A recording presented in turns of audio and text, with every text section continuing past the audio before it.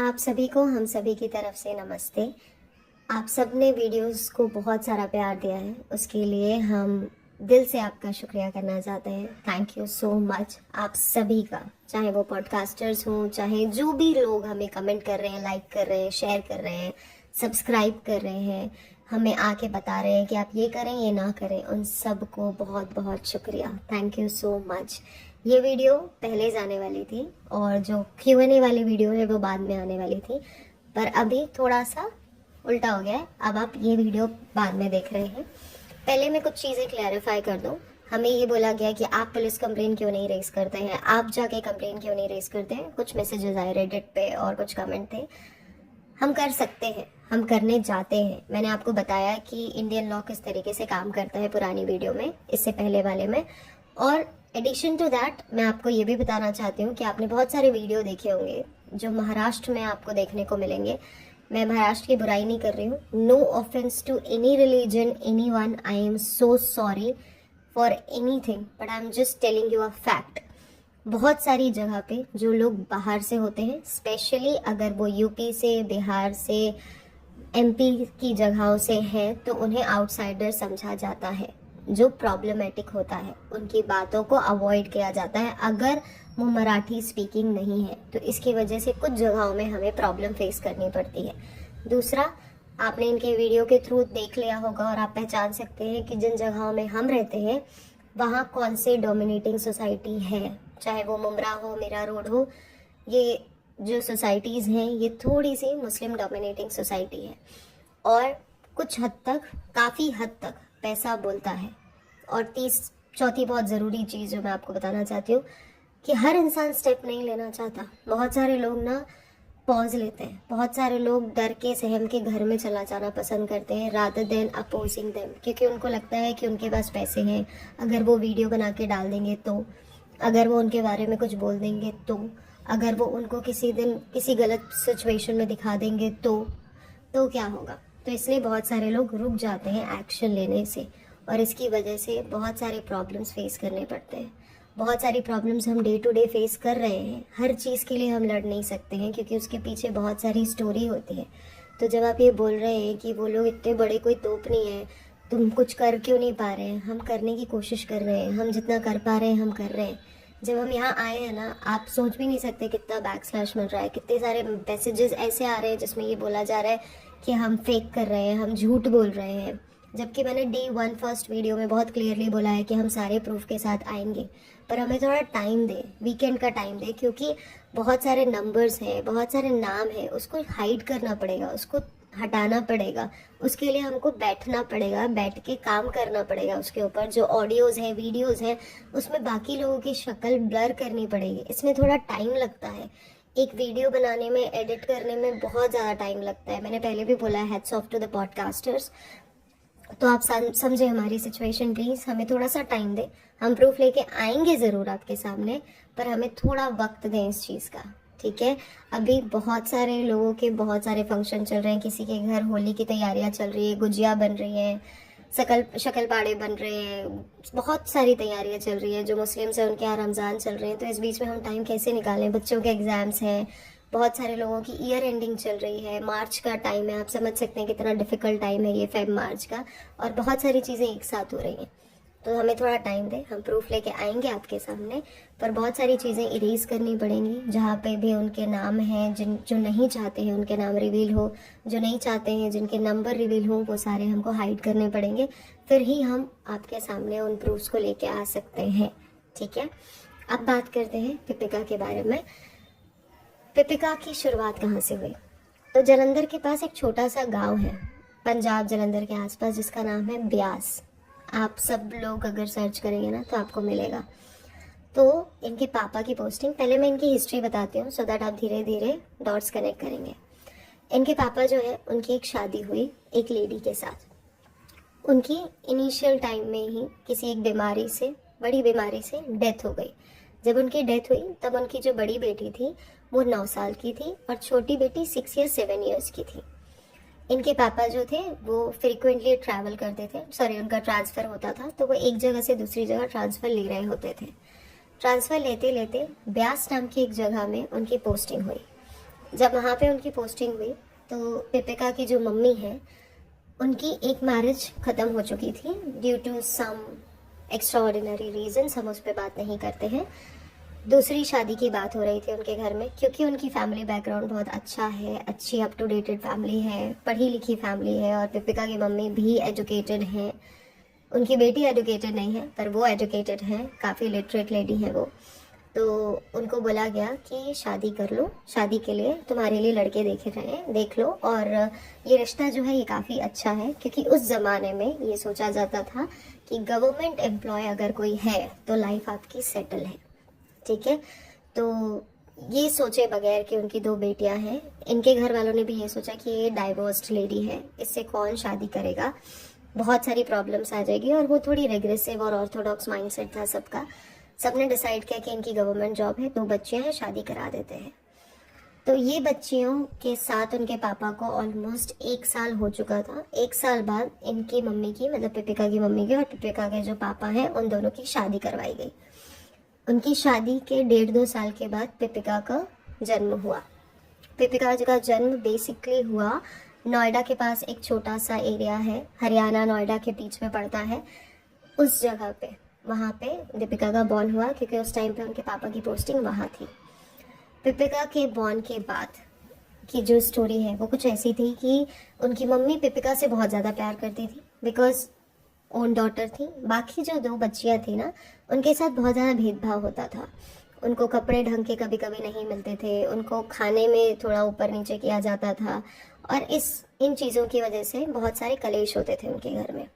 इनके जो पापा हैं वो ड्रिंक वगैरह किया करते थे, घर में ड्रिंक का माहौल था, सब ड्रिंक करते थे घर में, मम्मी पापा बच्चे भी कभी कभार ड्रिंक कर लिया करते थे, ऐसा होता था। इनिशियल डे की बात ये भी बताई जाती है, हमें नहीं पता कहाँ तक सही है या गलत है, पर ये भी बोला जाता है कि जब जो दीपिका के पापा हैं वो बच्चों को दोनों लड़कियों को जब अकेले संभाल रहे थे 1 से 1.5 साल, तो क्योंकि वो बहुत ज़्यादा काम वाम नहीं कर पाते थे, वो ऑफिस से आके थक जाते थे, तो वो उनको थोड़ी थोड़ी ब्रांडी पिला के सुला दिया करते थे कि वो दोनों सो जाएं, ज़्यादा परेशान ना करें। ये सिलसिला काफ़ी लंबे टाइम तक चला, फिर उनकी शादी हो गई। शादी होने के बाद ये भी उन पे ध्यान नहीं देती थी, बहुत सारे झगड़े होते थे, उनसे काम वगैरह करवाया करती थी। पर वो जो लड़कियां थी, क्योंकि ये लोग साइमल्टेनियसली अच्छे CBSE स्कूल्स में पढ़ा करते थे, अलग अलग जगह ट्रांसफ़र्स होते थे, तो ये अच्छे खासे CBSE स्कूल्स में पढ़ते थे, तो उसकी वजह से वो लोग पढ़ने में बहुत ज़्यादा तेज़ और होशियार थी, और वो अपनी पढ़ाई लिखाई के लिए टाइम निकाल लेती थी इन सारे कामों के बीच में। पर इसके बीच में एक पॉजिटिव और अच्छी चीज़ वो ये थी कि जो दीपिका की मम्मी के साइड की फैमिली थी ना, वो उन दोनों को बहुत इंपॉर्टेंस देती थी, अलॉन्ग विद दीपिका। तीनों को बहुत ज़्यादा इंपॉर्टेंस दिया करती थी, उनके लिए गिफ्ट्स लाया करती थी, उन्हें सम्मान दिया करती थी, बहुत कुछ उनके लिए किया करती थी। इसके बाद धीरे धीरे ये तीनों लड़कियां बढ़नी शुरू हुई, पढ़नी शुरू हुई। पढ़ते पढ़ते जो इनकी एक बड़ी बहन है राधिका, वो दिल्ली शिफ्ट हुई, दिल्ली में से उन्होंने हायर स्टडीज़ करी। उसके बाद जो मीना है वो भी दिल्ली शिफ्ट हुई, उन्होंने हायर स्टडीज़ करी, ये लोगों ने पढ़ाई लिखाई में अपना फोकस किया। इस बीच में झगड़े अगड़े शुरू ज़्यादा होने लगे। जब धीरे धीरे ये लोग बड़ी होने लगी तो थोड़े झगड़े बढ़ने लगे। बढ़ने इसलिए लगे क्योंकि सब अपनी अपनी जर्नी में इन्वॉल्व होने लगे थे। घर में पहले ही बहुत ज़्यादा झगड़े होते थे ड्रिंक वगैरह करने की वजह से, क्योंकि बहुत ज़्यादा झगड़े होते थे, बहुत ज़्यादा कचकच होती थी। एक ऐसी चीज़ है जो बहुत बड़ा फैक्टर रखती थी इनके झगड़ों के बीच में, जो मैं यहाँ रिवील नहीं करना चाहती हूँ क्योंकि उन दोनों बहुत बड़ी एज के हैं, दीपिका के मम्मी पापा, और ये बात बतानी सही नहीं लगेगी। तो उस वजह से भी और ड्रिंकिंग की वजह से भी झगड़े होते थे। इन सारे झगड़ों का असर तीनों बच्चियों पे ही होता था, लेकिन धीरे धीरे क्योंकि बाकी की दोनों बच्चियां हायर स्टडीज़ के लिए दिल्ली पंजाब वगैरह इधर उधर पढ़ाई लिखाई करती थी और जलंधर वगैरह शिफ्ट होती रहती थी, पढ़ती थी, तो वो अपना फोकस कर ली थी। बट जब धीरे धीरे दीपिका बड़ी हो रही थी, वो क्लास 8th या 9th में पहुंची, तब उसके बाद क्योंकि वो लोग ट्रांसफ़र लेते लेते वो पहुंचे मुंबई के पास एक एरिया में। जब मुंबई के पास पहुंचे तो उस वक्त में दीपिका की जो मम्मी है, उनकी एक कज़न सिस्टर है, वो भी मुंबई में रहती हैं, तो उनके पास उन्होंने घर लेके शिफ्ट हुए ये लोग, और कुछ टाइम ये लोग मुंबई में रहे। उस वक्त में इन्होंने डिसाइड किया कि अब अलग होने का टाइम आ चुका है, क्योंकि बहुत ज़्यादा झगड़े हो रहे हैं। उन्होंने दीपिका से बात करी, दीपिका ने बोला कि ठीक है, अगर आपको लगता है होना है तो हो जाते हैं। इस बीच में मैं आपको पिपिका की स्टोरी बता दूं थोड़ी सी। पिपिका जो थी वो शुरू से पढ़ने में बिलो एवरेज स्टूडेंट रहा करती थी। पढ़ाई लिखाई में उसको बिल्कुल भी इंटरेस्ट नहीं था। उसका इंटरेस्ट सिलाई कढ़ाई में, पोट्री में, मेहंदी लगाने में, ये सब में रहा है, बट पढ़ाई लिखाई में उसका इंटरेस्ट बहुत ज़्यादा नहीं था। तो वो बिलो एवरेज स्टूडेंट थी, बहुत अच्छा रिजल्ट नहीं आता था और इसकी वजह से भी झगड़े होते थे, क्योंकि जो वो दोनों बच्चियाँ थी वो एक्स्ट्रा करिकुलर एक्टिविटीज़ में और एकेडमिक्स में दोनों में एट पार थी, और जो ये बंदी थी पिपिका वो नहीं थी उनके लेवल की। तो इसकी वजह से भी बहुत सारे डिस्प्यूट्स हुआ करते थे, और वो एक अदर रीज़न था जो मैं यहाँ डिस्क्लोज नहीं कर सकती। उस रीज़न की वजह से भी दोनों हस्बैंड वाइफ में बहुत सारे डिस्प्यूट्स होते थे। बहुत टाइम तक ये चलता रहा। उसके बाद पिपिका की जो मम्मी है वो उनको लेके शिफ्ट हो गई अलग, और उनके जो पापा हैं वो अलग शिफ्ट हो गए। उनके पापा मुंबई में दूसरी जगह में शिफ्ट हुए, पिपिका की जो मम्मी है वो दूसरी जगह शिफ्ट हुई, अपनी मतलब जो उनकी कज़न सिस्टर्स थी उनके पास। इसके बाद वो लोगों ने ये डिसाइड किया कि पुणे में उनके और 2 कज़न सिस्टर हैं, और मुंबई के मुकाबले पुणे थोड़ा सा इनएक्सपेंसिव है, तो वहाँ शिफ्ट हुआ जाए। तो वहाँ शिफ्ट हुए। सिमिलर टाइमिंग में इनके जो पापा है वो भी वहाँ शिफ्ट हुए, और कोइंसिडेंस ऐसा था कि जो बाकी लड़कियाँ हैं उनकी जो प्रिपरेशन थी, क्योंकि उन्होंने काफ़ी अच्छी पढ़ाई की हुई है, तो उनके प्रिपरेशंस वगैरह पुणे में बहुत अच्छी हो सकती थी, क्योंकि पुणे को ऑक्सफोर्ड बोला जाता है। पुणे में बहुत सारे स्कूल कॉलेजेस हैं अच्छे अच्छे, तो वो यहाँ शिफ्ट हुई। उन्होंने आगे की बहुत अच्छे कॉलेजेस से पढ़ाई करी, एक्स्ट्रा उन्होंने स्किल्स डेवलप किए कुछ कॉलेजेस के साथ, जिसके बीच में जो पिपिका थी उसका कोई भी काम नहीं होता था, वो फोकस नहीं थी पढ़ाई लिखाई में। इसके बाद पिपिका ने जॉब शुरू करी, सबसे पहले कॉल सेंटर में। तो पुणे में एक जगह है, जब ये डिफरेंट अलग अलग जगह में सेपरेट होकर रहने लगे तब की बात है ये, तब पुणे में मगरपट्टा बोल के एक सिटी है जो डेवलप हो रही थी उस टाइम पे। वहाँ पे सबसे पहले पिपिका ने अपनी इनिशियल जर्नी शुरू करी। वो कॉल सेंटर था जिस पे उसने 1.5 साल तक काम किया।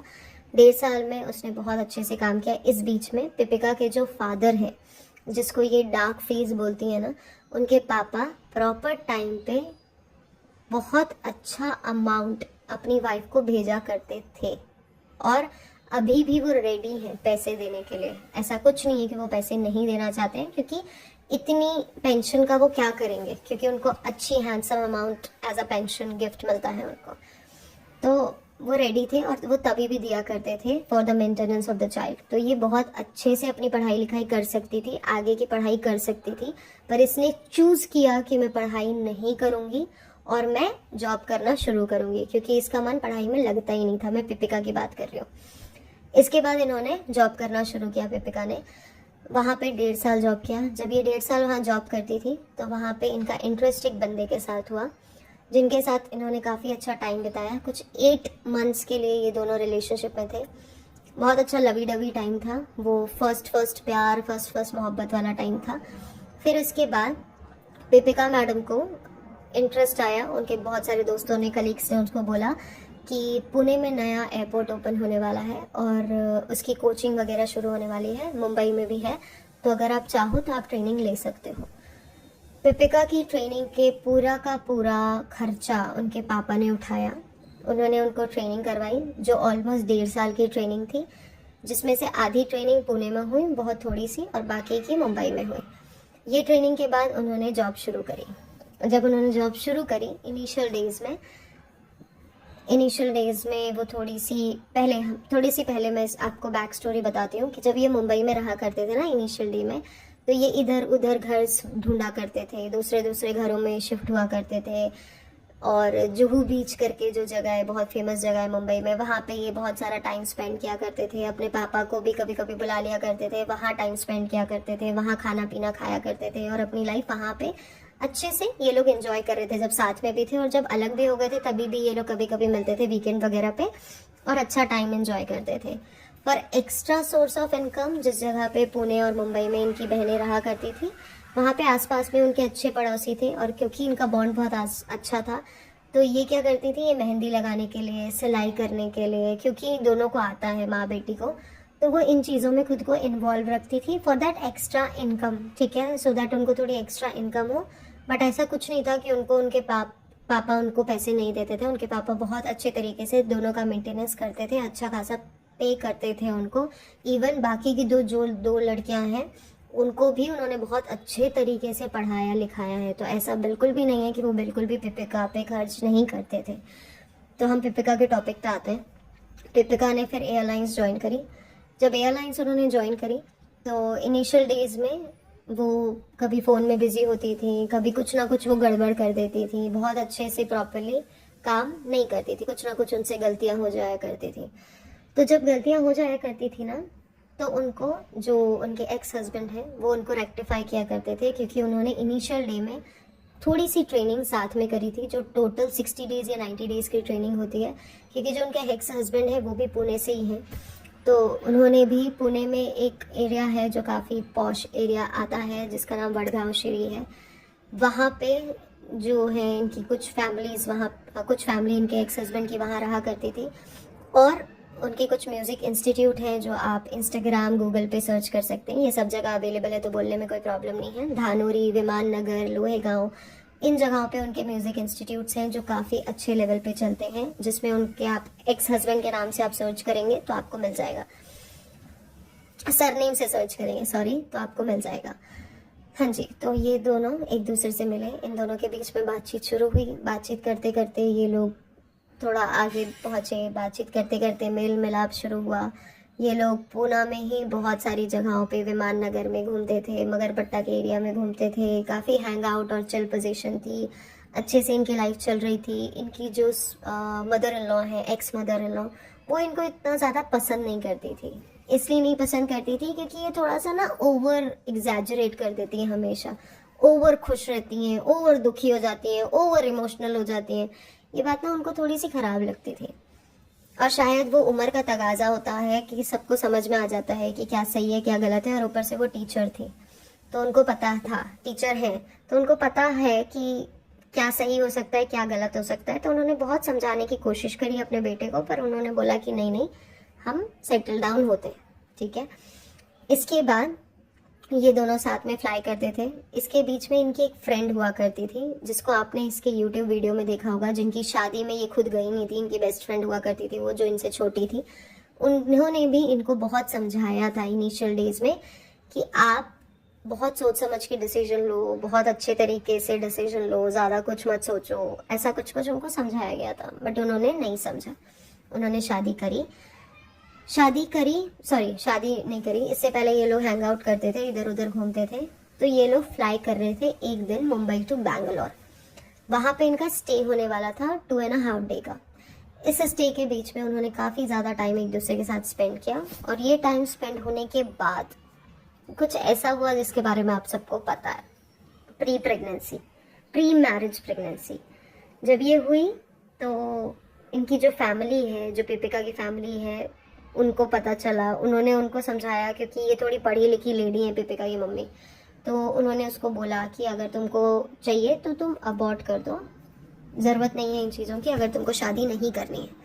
बट पिपिका वॉज वेरी एडमेंट कि नहीं नहीं, मेरे को तो शादी करनी है। क्योंकि पिपिका ने बहुत अच्छा लाइफस्टाइल देख लिया था, इसलिए देख लिया था क्योंकि जो एक्स हस्बैंड है वो अर्न करता है, थोड़ा सा वो कैसनोवा टाइप का है, थोड़े से वो कैसनोवा टाइप के हैं, पर अर्न बहुत अच्छा करते थे। मम्मी जो थी वो बहुत अच्छे स्कूल में पुणे में अभी भी पढ़ा रही है, पुणे में टीचर हुआ करती थी, बहुत अच्छी स्कूल में टीचर हुआ करती थी। फिर इनकी म्यूज़िक क्लासेस वगैरह बहुत अच्छे लेवल पे चला करती थी।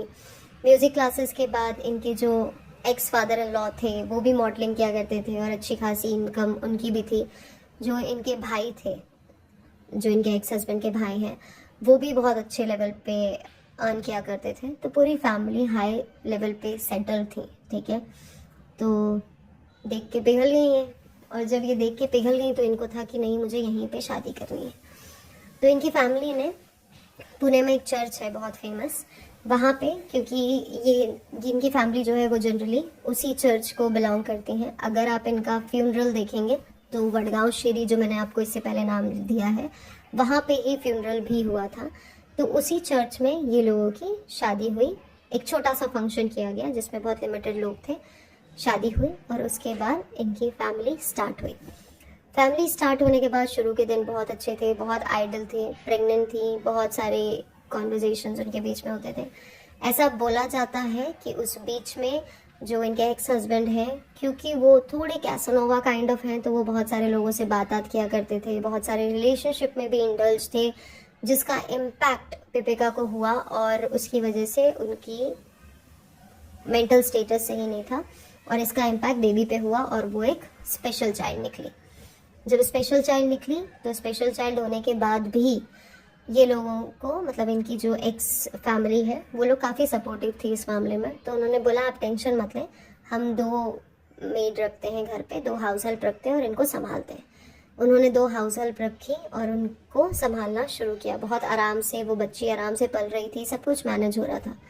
बट ये मैडम को ऐसा था कि ये मैडम फ्लाई करती थी और ये सुनती नहीं थी, ये अपनी मर्जी से अपनी लाइफ जीने की शौकीन थी।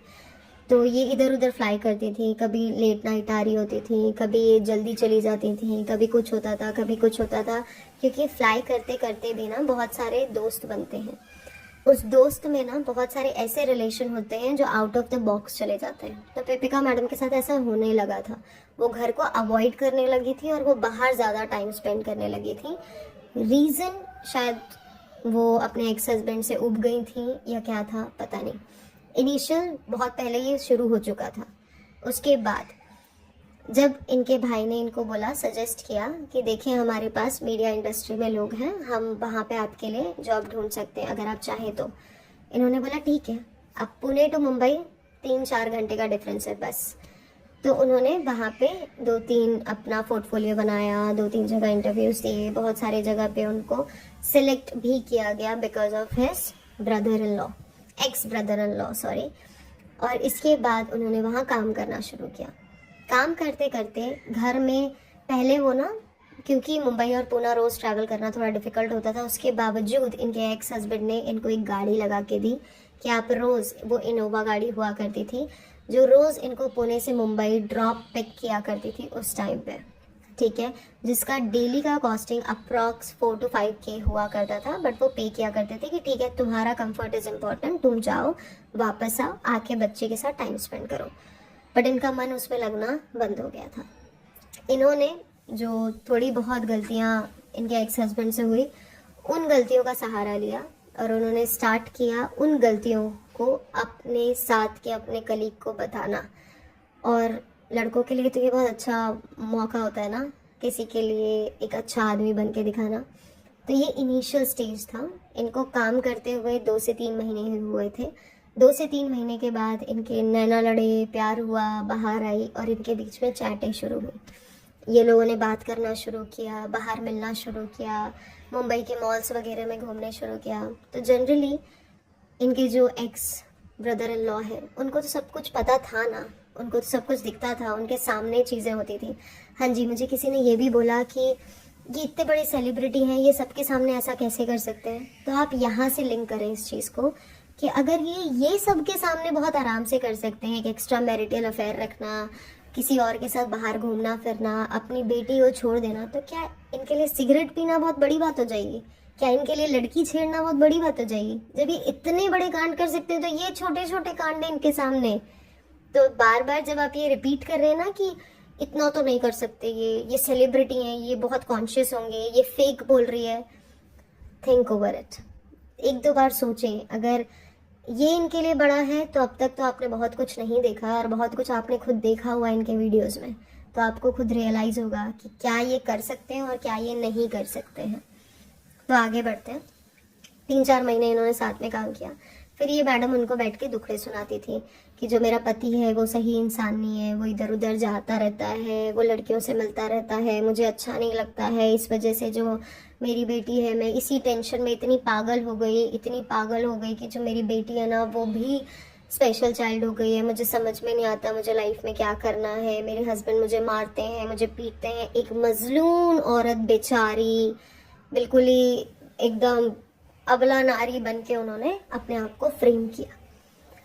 और उस वक्त जनाब जो थे उनके पास बहुत ज़्यादा रोल नहीं थे, बहुत ज़्यादा हाई इनकम नहीं थी, उनकी फैमिली वैसे भी भोपाल में रहती थी और उनकी फैमिली का बैकग्राउंड कैसा है वो आपको पता ही है। तो उन्होंने देखा कि भाई ये तो गोल्ड डिगिंग वाली सिचुएशन हो गई है, यहाँ पे तो मैं बड़ा सा हाथ मार सकता हूँ। तो उन्होंने स्टार्ट किया हाथ मारना। पहले उनको क्या करते थे, साथ में इनिशियल डेज में होटल रेस्टोरेंट्स घूमने जाया करते थे, जहाँ पे पिपिका पेमेंट किया करती थी। फिर ये लोग धीरे धीरे आउटिंग्स में जाने लगे, लोनावला, महाबलेश्वर, कोकल, ऐसी जगहें हैं मुंबई के आसपास। आप में से जितने लोग मुंबई पूना के आसपास रहते हैं आपको पता होगा। तो ये लोग उन जगहों पे जाते थे। बहुत सारे लोगों ने इनको वहाँ पे स्पॉट किया है। पहले बहुत सारे, आप सबने बहुत सारे अगर इनके पुराने वीडियोस फोटो सर्च करेंगे ना, तो आपको वहाँ पे कुछ इनके डॉट्स मिल जाएंगे कि ये लोग बाहर घुमा फिरा करते थे। तो घूमने फिरने के लिए ये गलती से इनोवा ही यूज़ किया करती थी। तो ये सारी इन्फॉर्मेशन इनके ब्रदर इन लॉ के पास पहुंचती थी। तो ब्रदर इन लॉ ने एक दो बार इनको इनडायरेक्टली समझाने की कोशिश करी कि भाभी जी थोड़ा सा अपने इमोशंस पे कंट्रोल कर लें आप, क्योंकि ये सही नहीं है। बहुत बार उनको इंटीमेशन देने की कोशिश करी, तो वो हर बार ये बोल के टाल देती थी कि नहीं वो मेरे कलीग हैं, मैं क्या कलीग के साथ घूमूं फिरूं, नहीं ये नहीं करूं वो नहीं करूं। उसके बाद उनको वो चीज़ें थोड़ी सी इम्पैक्ट करने लगी। तो जब थोड़ी इम्पैक्ट जब करने लगे उनके ब्रदर इन लॉ को, तो उन्होंने ये बात कन्वे करी अपनी मम्मी को। पहले उन्होंने बोला उनको शांति से आप उसको समझाओ। तो उन्होंने उसको बुलाया घर पे, उनको बोला कि तुम वीकेंड पे घर आओ, और उनके साथ बात करने की कोशिश करी पिपिका के साथ उनकी मदर इन लॉ ने। जब बात करने की कोशिश करी ना, तो ये बहुत ज़्यादा अग्रेसिव हो गई कि मेरे को क्यों टोक रहे हो, मेरे को बाहर नहीं निकलने दे रहे हो, मेरे को रोका टोका जा रहा है। जो वो अपनी वीडियोस में ये बातें बोलती है ना कि मुझे रोका टोका जाता है, ये था वो, उनको रोका टोका जाता था। और रोका टोका नहीं जा रहा था, उनको सिर्फ ये बोला जा रहा था कि अब तुम्हारी शादी हो गई है, तुम बच्चे वाली हो, थोड़े से अपने इमोशन पे कंट्रोल करो। हम समझते हैं ये इंडस्ट्री में ऐसा होता है, मेरा बेटा इसी इंडस्ट्री में है, मेरे पति इसी इंडस्ट्री में है, तो तुमको ये बात समझनी पड़ेगी, तुमको बहुत सारी चीज़ें देखनी है। अभी वो बच्ची अभी बहुत छोटी है, and that too she is a special child, she need your care and attention. तो ये सब बातें उसे बोली गई, बट उन्होंने नहीं सुना। इसके बाद ये बातें पहुंची उनके हस्बैंड तक। जब उनके हस्बैंड तक पहुंची, अभी तक उनके पापा को नहीं बताया गया था, मतलब इनके फादर इन लॉ को। जब उनके हस्बैंड तक ये बातें पहुंची, तो उनके हस्बैंड ने थोड़ा बहुत बोलना शुरू किया कि इस तरीके के कपड़े मत पहनो, मत जाओ बाहर। पहले ये बहुत एंजॉय करते थे, आप खुद इनके वीडियो सर्च करेंगे ना, उन्होंने खुद पार्टी थ्रो करी है इनके लिए। वो बहुत ज़्यादा ओपन माइंडेड थे, बहुत अच्छे से वो पार्टीज एंजॉय किया करते थे, बहुत मज़े किया करते थे। लेकिन क्योंकि ये ओवर ड्यू करती थी ना, इसलिए ये प्रॉब्लम क्रिएट हुई कि उन्होंने फिर ये बोलना शुरू किया कि भाई थोड़ा कंट्रोल करो, ऐसे कपड़े मत पहनो, इस टाइम पे मत जाओ, ये मत करो वो मत करो। तो इनको लगने लगा कि मुझे रिस्ट्रिक्ट किया जा रहा है। जब ये बातें होने लगी, ऑलमोस्ट 6-8 महीने ये लोग साथ में रहे। उसके बाद उन्होंने डिसाइड किया कि अब अलग होने का टाइम आ गया है। 6-8 महीने मतलब बच्ची होने के कुछ टाइम तक ये लोग साथ में रहे। मैं 6-8 महीने तब की बात कर रही हूँ जब जनाब एंटर हो गए थे। उसके बाद इन्होंने बोला कि अब अलग होने का टाइम आ गया है, अब हम अलग होते हैं। इन्होंने घर में झगड़े किए बहुत सारे। अपने उनके जो मम्मी पापा हैं, जो पिपिका के मम्मी पापा हैं, उन्होंने भी इनको समझाया, पिपिका को समझाया कि ये डिसीजन मत लो, ये सही डिसीजन नहीं है। बहुत सारे लोगों ने उनको समझाया, उनके अपने रिलेटिव ने समझाया, क्योंकि इनकी जो शादी हुई थी इनके एक्स हस्बैंड के साथ, वो किसी को भी पसंद नहीं आई थी। First, religion different, caste different. Second, किसी को भी वो नहीं पसंद थे due to some specific reason. उनको लगता था कि ये जो बॉलीवुड होता है वो सही लोग नहीं होते हैं, जो कि कुछ हद तक उनके बाद में हो सकता है सही निकली कि जो होता है वो सही नहीं होते, क्योंकि वो शायद अपनी बहू को पहले से पहचान गई थी, और सॉरी अपने बच्चे को वो पहले से पहचान गए थे। और वो उनको बहुत बार ऐसा समझाने की कोशिश करते थे, पर कोई भी नहीं मान रहा था। बिल्कुल ही रेडी नहीं थे इनकी फैमिली वाले कि ये शादी करे। बहुत सारे लोगों ने, जब इन्होंने अपने एक्स हस्बैंड से शादी करी थी तभी रिश्ते तोड़ दिए थे, और बहुत सारे लोगों ने जब इन्होंने अपने प्रेजेंट हस्बैंड से शादी करी तब इन्होंने रिश्ते तोड़ दिए। तो बहुत कुछ हुआ इनके बीच में, झगड़े हुए। इनको फिर से समझाया गया कि यहाँ पे डाइवोर्स मत लो, ये बहुत अच्छी फैमिली है, बहुत लिटरेट फैमिली है, बहुत ओपन माइंडेड फैमिली है। लेकिन मैडम बिल्कुल रिबेलियस हो गई थी कि मुझे अब किसी से रिश्ता नाता नहीं रखना है, मुझे शादी करनी है तो इससे ही करनी है। सब उनको समझाते रहे कि वो सिर्फ तुमको फाइनेंशियली तुम्हारी तरफ अट्रैक्ट है और कुछ भी नहीं है, as a gold digger consider करो उसे। बट वो समझने को रेडी नहीं थी। उनके खुद के अम्मा बाप ने उनको बहुत बार समझाया, उनके अम्मा बाप बिल्कुल भी रेडी नहीं थे शादी के लिए। माँ बाद में रेडी हुई, क्योंकि उनको ये बताया गया कि मैं तुमको अपने साथ रखूँगी, मैं तुम्हारी फाइनेंशियली सपोर्ट करूँगी। ये बोल बोल के उनको बाद में अपनी तरफ किया गया, जबकि इनकी फैमिली में कोई भी इनके सपोर्ट में नहीं खड़ा था। शादी के वक्त सब के सब अपोज में थे। तो ये कुछ पार्ट था उस स्टोरी का जो आप सब सुनना चाहते थे, इनिशियल। इसके बाद मैं कोशिश करूँगी कि कल सुबह इसका सेकेंड पार्ट अपलोड करूँ डिटेल के साथ कि बाकी पेपिका के साथ क्या हुआ। कमेंट्स में कुछ कमेंट्स मैं आपको यहाँ पे जवाब दे देती हूँ जो वहाँ पे हुए थे। हाँ जी, मैं डिस्क्लेमर दे दूँ पहले कि ये वो बातें हैं जो हमें बताई गई हैं, हमने खुद से नहीं देखी हैं, तो हम इसकी पूरी सच्चाई की पुष्टि नहीं करते हैं। पर ये जो बातें हम तक पहुँची हैं ये बहुत रेलिवेंट और करेक्ट सोर्सेज से पहुँची हैं। तो ये 100% वेरीफाइड अगर नहीं है तो एटलीस्ट 98% वेरीफाइड और करेक्ट इन्फॉर्मेशन है। प्लस माइनस हो सकता है बट ये करेक्ट इन्फॉर्मेशन है। एक और चीज़ जो वहाँ पे बोली जा रही है, कुछ लोगों ने कमेंट किया है, वो हम यहाँ पे आपको जवाब दे दें कि आपने बोला कि हम बाहर के देश से हैं। जी नहीं, इंडियन है हम, दिल से, दिमाग से, हर तरीके से इंडियन हूँ मैं। प्लीज़ दोबारा मेरी नेशनैलिटी पे क्वेश्चन मत कीजिएगा, मुझे पसंद नहीं है। मुझे क्या, हमारे साथ जितने भी लोग यहाँ पे हैं, जो भी हमारे साथ, हम सब जितने भी लोग इस पे काम कर रहे हैं, जो भी रेडिट पे पोस्ट कर रहे हैं, जो भी यूट्यूब वीडियोस बनाने में हमारी हेल्प कर रहे हैं कि हम ज़्यादा से ज़्यादा लोगों तक पहुँचे, हम सब इंडियन हैं, प्योर इंडियन हैं हम। सो प्लीज़ अपनी इस तरीके की कमेंट्स अपने पास रखें, दोबारा मेरी नेशनैलिटी पे कमेंट ना करें। मुझे नहीं पसंद कि मेरी नेशनैलिटी पे कोई कमेंट करे।